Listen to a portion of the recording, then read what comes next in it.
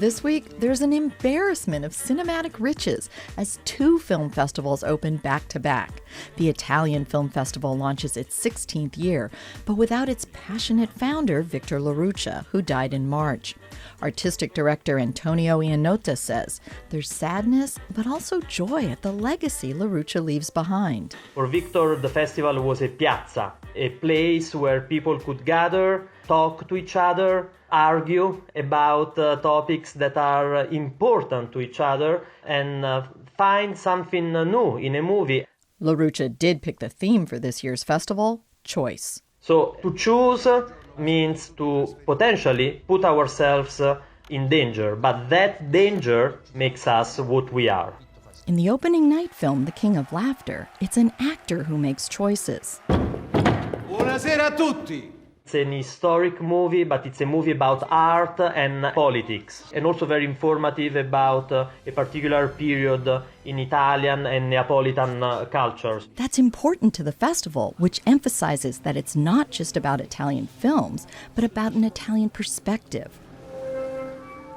The Land of Suns considers how the written word links us to our humanity. This is a post-apocalyptic science fiction movie, something very rare in Italian cinema, but something very powerful, based on an Italian graphic novel that tells a powerful story about a son that loses his father and everything, is alone and needs to fight for his survival.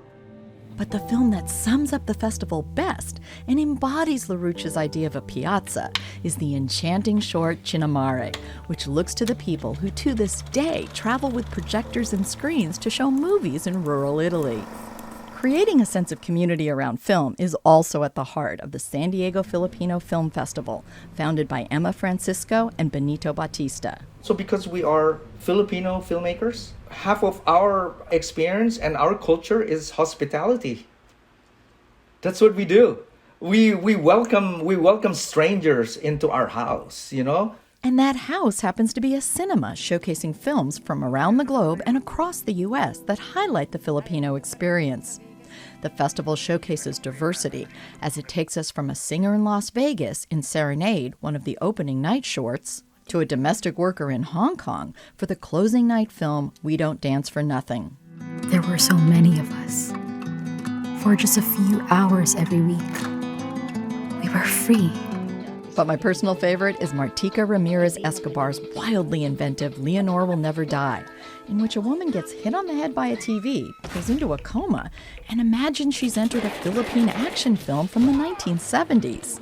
What we love about the film is the idea of a woman Filipina filmmaker, you know, having an auteur handle about concepts and stories that are not your usual take on things. And this is coming from a young perspective and design. The festival not only highlights new films, but also pays homage to the past. This year, there's a retrospective screening of the late Marilu Diaz-Abaya's Carnal from 1983. I want the audience to be curious about her work. Her husband was the cinematographer, and her husband said, "Why don't you direct the film?" And nervous and challenged, she did, and she did very well.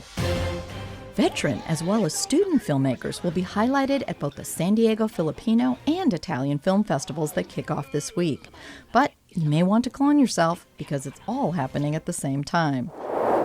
Thanks for watching. I'm Beth Accomando, your resident cinema junkie here at KPBS. And if you want to get more of what Cinema Junkie recommends, then please hit the like and subscribe button.